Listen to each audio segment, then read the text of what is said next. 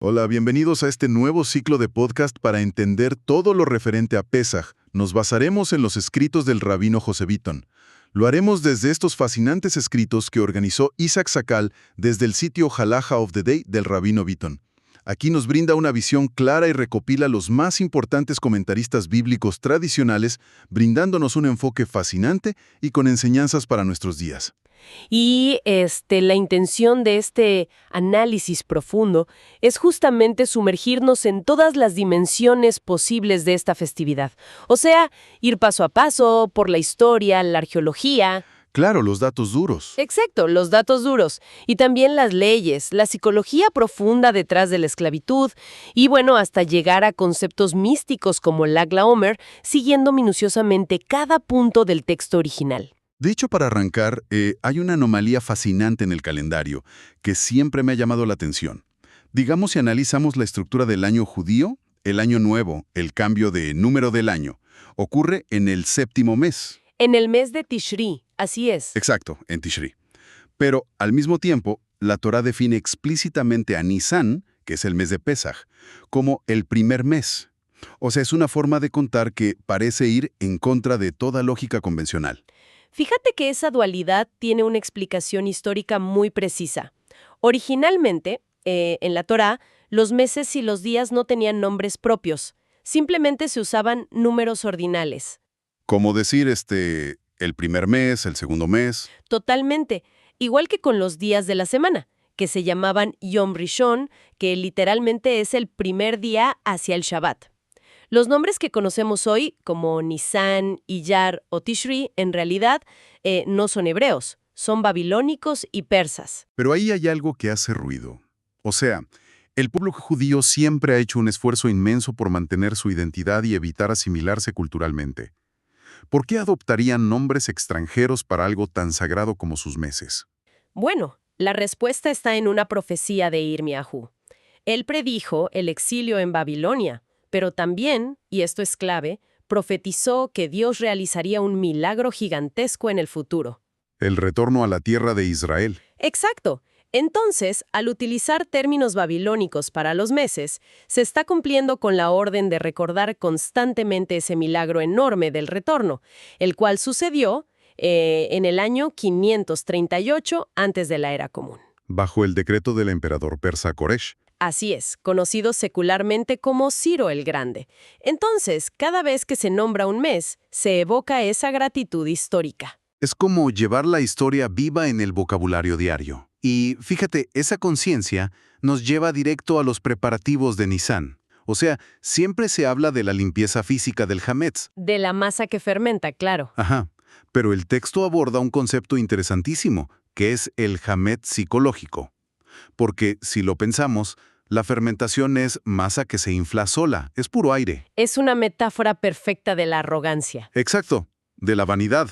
En cambio, la matzá es plana, es chata, no tiene pretensiones, es la humildad absoluta y la verdadera autoestima. Pero la pregunta que surge es, si Pesach celebra la liberación de esclavos brutalmente oprimidos, ¿por qué el foco principal está en combatir la arrogancia? Es una gran pregunta. Y la respuesta es que un esclavo simplemente no tiene el lujo de ser vanidoso. Su ego está destrozado por la opresión. Claro, no hay espacio para el orgullo cuando te obligan a trabajar de sol a sol. O sea, al obtener la libertad física, existe el riesgo inmenso de caer en una autoesclavitud mental. De rendirnos ante un tirano interno. Así es, nuestro propio ego se convierte en ese faraón tirano. Por eso, al limpiar la casa de hametz, en el fondo se está limpiando la mente para poder ser verdaderamente libres. Y pasando de esa psicología a la historia pura, el choque con la academia moderna es fuertísimo. Porque hoy en las universidades, la crítica bíblica asume casi como un dogma que el éxodo de Egipto es un mito. Sí, es el argumento clásico de arqueólogos como Israel Finkelstein, que sostienen que, bueno, como no hay registros egipcios explícitos sobre los judíos, entonces no pasó. Pero ese argumento tiene grietas enormes, ¿no? Absolutamente. porque ignora cómo funcionaba Egipto. O sea, la ausencia de evidencia no es evidencia de ausencia. Los faraones jamás, pero jamás, hacían monumentos para registrar sus derrotas o la fuga de sus esclavos. Todo lo que tallaban en piedra era pura propaganda. Era como un departamento de relaciones públicas estatal. Exacto. Y además, como documenta exhaustivamente el egiptólogo Kenneth Kitchen, el agua y la humedad del Nilo pudrieron casi todos los papiros cotidianos. Y bueno, no olvidemos que la biblioteca de Alejandría, que tenía todos los archivos, se quemó por completo. Claro, exigir un recibo de papel de hace más de 3000 años es absurdo. Y, de hecho, el texto resalta la precisión increíble de la Torá con datos que no se pueden inventar.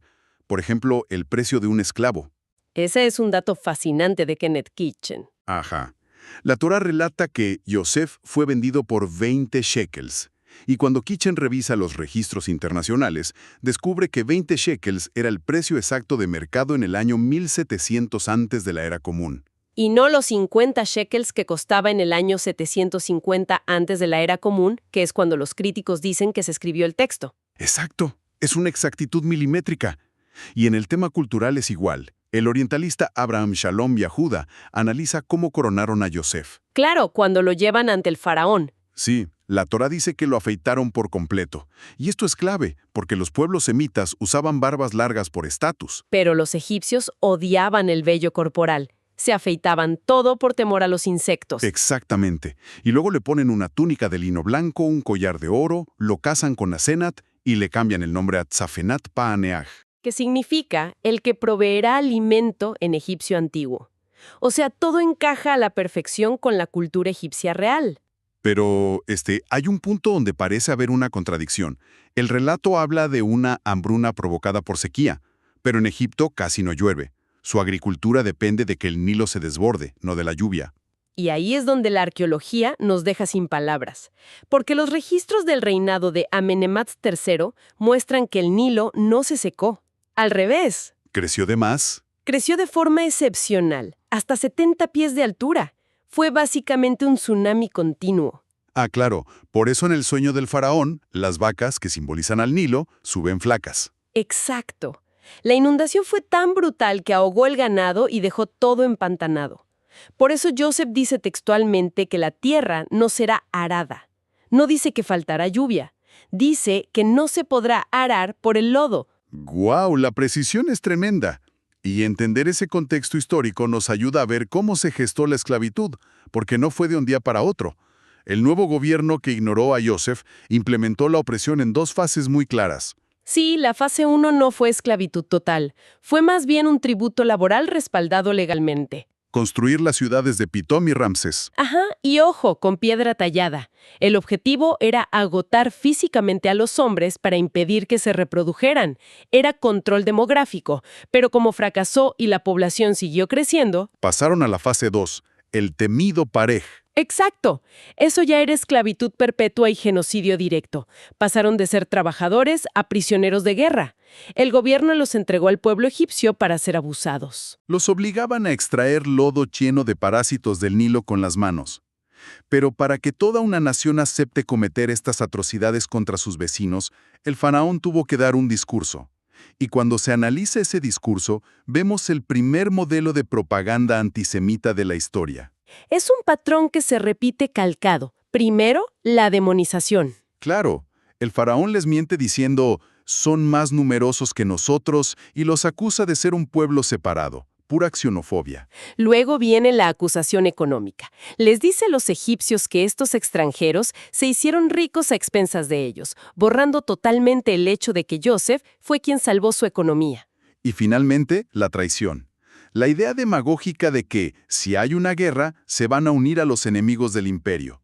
Es el mismo discurso de odio usado a lo largo de los siglos. Totalmente. Y frente a ese decreto que terminó ordenando asesinar a los niños varones, la primera resistencia no fue violenta ni armada. Fueron mujeres. Las parteras, Shifra y Púa. Ellas protagonizaron el primer acto de desobediencia civil documentado. Tuvieron temor a Dios por encima del miedo al hombre más poderoso del mundo y se negaron a matar a los bebés. Y pagaron un precio alto, ¿no? Así es. fueron a la cárcel. Esa es la interpretación real de la palabra batim en este contexto, pero lograron la inmortalidad en el texto bíblico. Es exactamente lo que hace hoy Yad Vashem en Israel, honrando a quienes arriesgaron todo para salvar vidas. Y el heroísmo femenino no quedó ahí. El Midrash relata la historia de los espejos de cobre, que es bellísima. Sí, las esposas hebreas. Imagina el escenario. Los hombres volvían del trabajo esclavo, destruidos física y mentalmente. Sin ganas de vivir, mucho menos de traer hijos a ese infierno. Pero las mujeres iban al río Nilo, sacaban peces, preparaban comida caliente, ungüentos, y usaban esos espejos de cobre para arreglarse y embellecerse para sus maridos. Les devolvían la dignidad humana dentro de sus casas. Era una forma de recordarles que aún existía la luz para que la oscuridad de la esclavitud no los consumiera. Es una resistencia psicológica tremenda. Absolutamente. Y para que todos estos eventos, desde la esclavitud hasta la liberación, no se olviden jamás, la conmemoración de Pesaj está estructurada con leyes muy precisas. Hoy se rige por 8 preceptos bíblicos. 3 obligaciones positivas y 5 prohibiciones directas. Y todo gira en torno a entender con exactitud matemática qué es el hametz. Exacto, no es cualquier pan. Técnicamente, el hametz es la mezcla de agua con uno de los 5 granos específicos: trigo, cebada, centeno, avena o espelta, que se deja reposar por más de 18 minutos. Que es el tiempo exacto donde inicia la fermentación. Pero fíjate, si mezclas esos mismos granos solo con jugo de fruta, sin una sola gota de agua, Creas lo que se conoce como matzá ayira. y eso no fermenta de la manera prohibida. Así es. Ahora, las reglas de posesión del hametz son fascinantes y únicas. Se basan en 3 conceptos: balirae, balimatzé y tashbitu. O sea, no solo está prohibido comerlo, está terminantemente prohibido poseerlo. No puede estar bajo tu propiedad legal bajo ninguna circunstancia, y eso generó históricamente un debate enorme sobre la venta de hametz, o mejirat hametz. Un debate complejísimo. Hay 3 grandes opiniones, pero la tradición sefaradí más rigurosa llegó a una conclusión muy lógica para la época. La gente común simplemente no vendía su hametz. Lo destruían. Lo consumían en las semanas previas, lo regalaban o directamente lo destruían. Las ventas legales reales a personas no judías se reservaban estrictamente para los grandes comerciantes. Claro, para un comerciante de licores o granos, destruir su inventario significaba la quiebra absoluta. Era una necesidad extrema. Y, tocando el tema de los granos, hay que hablar del arroz y las legumbres, las kitniot. Ese es un punto de muchas diferencias de costumbres. El Talmud establece de forma directa que el arroz no es hametz, no fermenta de la misma manera. Por eso los sefaradíes sí lo consumen en Pesaj. Exacto. Aunque asumiendo la responsabilidad de revisarlo minuciosamente 3 veces antes de usarlo. Pero las comunidades ashkenazí desarrollaron una prohibición sobre esto. Y tiene mucho sentido geográfico. En Europa Central, el arroz y las legumbres se cultivaban pegados a los campos de trigo y se guardaban en los mismos sacos. El riesgo de que se mezclara un grano de trigo era altísimo. Totalmente. Y hablando de evitar mezclas, los preparativos físicos de la casa son intensos. Está el proceso de agalat kelim, que es básicamente esterilizar los utensilios para sacar el hametz invisible. Lo que se absorbe por el calor. O sea, el metal se purifica sumergiéndolo en agua hirviendo. Sí, pero los utensilios de arcilla, de cerámica o porcelana son tan porosos que la ley determina que es imposible purificarlos. Simplemente no se pueden usar en Pesaj. Es interesante lo que pasa con el vidrio, porque la tradición sefaradí dictamina que el vidrio no es poroso en absoluto, así que con lavarlo bien es suficiente para usarlo. Pero muchos askenazís son muchísimo más estrictos y prefieren no usar su vajilla de vidrio habitual. Y esta revisión llega a niveles increíbles. Hay que revisar cosméticos, medicinas que no son masticables y, bueno, hasta los ingredientes de la comida de las mascotas. Todo tiene que estar libre de hametz. Y en medio de toda esta limpieza brilla la matzá. Pero el texto hace una distinción importantísima entre la matzá regular y la matzá shemura. Que significa guardada.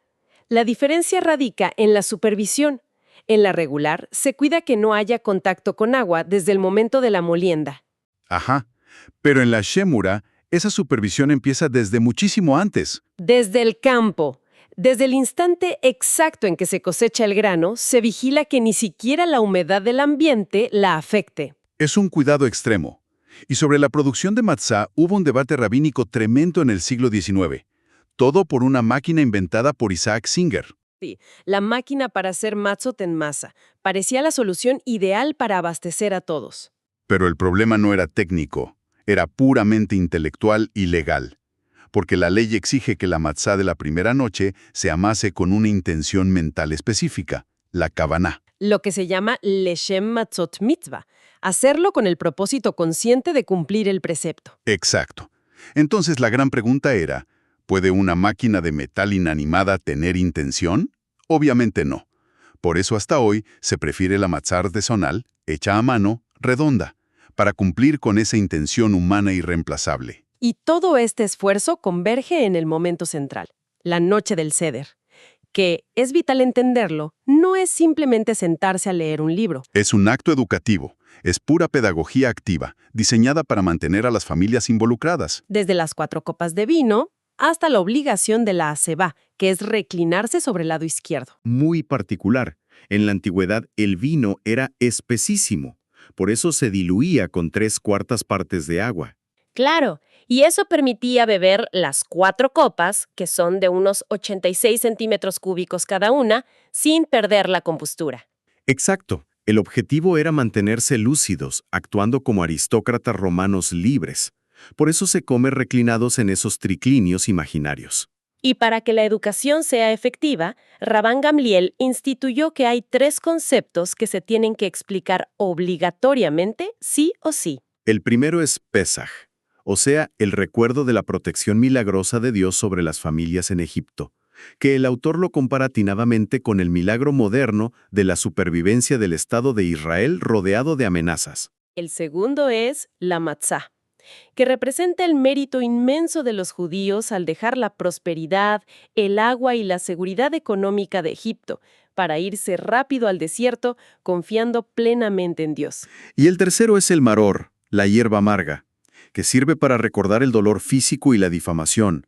Pero ojo, el texto subraya algo hermoso. No se recuerda el dolor para buscar venganza. Para nada. Se recuerda para generar empatía real, para asegurar que jamás nos convirtamos en opresores de los más débiles. Y junto al maror en la mesa tenemos el jaroset. Que es una obra maestra del simbolismo. Totalmente. Visual. Sí. Recrea el barro de los ladrillos, tiene vinagre por la amargura, frutas como la manzana en honor a los árboles donde las mujeres daban a luz en secreto y los tebalín. Esas especias largas que parecen pedazos de paja. Maimónides lo consideraba tan central que en su mesa el jaroset era el aderezo absoluto para todo. Ya acercándonos al final del Seder, encontramos la quinta copa, la copa de Eliahu, que representa esa promesa de la llegada a la tierra de Israel. Un concepto que durante siglos de exilio fue un debate teórico, pero que hoy muchos en Israel viven como una realidad palpable. Y el cierre definitivo de la noche es el Halel, estos salmos de alabanza que, fíjate qué increíble, no se compusieron en un templo. Fueron espontáneos. Exacto. Nacieron del pueblo judío cantando al unísono mientras caminaban entre las paredes de agua del mar dividido. Pero lo más interesante es que Pesaj no es el final de la historia.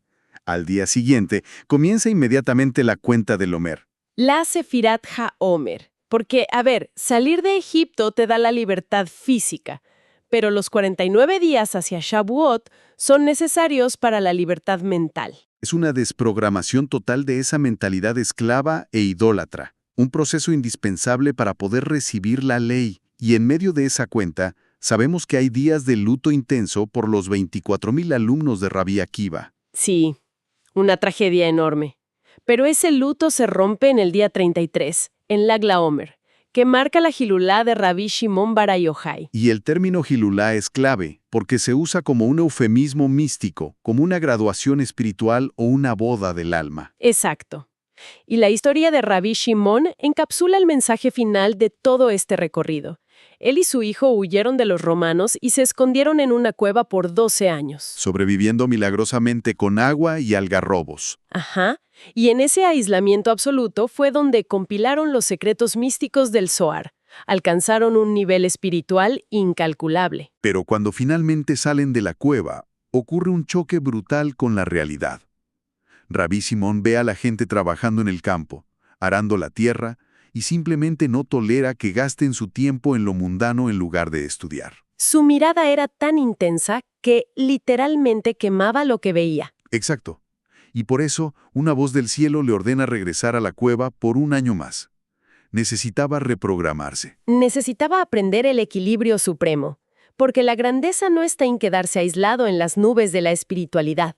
El propósito es ascender a lo más alto y luego descender obligatoriamente para compartirlo. Bajar al nivel mundano para ayudar a la sociedad. Y creo que esa es la lección exacta de todo este profundo estudio que hemos hecho hoy, basado en las fuentes del Rabino Bitton. No se trata solo de acumular datos arqueológicos o memorizar las leyes químicas del Hametz o entender los símbolos del Seder de forma abstracta. Se trata de tomar todo ese conocimiento intelectual elevadísimo y bajarlo a nuestra mesa, a nuestra familia, para vivirlo plenamente. Con esto damos por concluido nuestro análisis de estas fuentes maravillosas.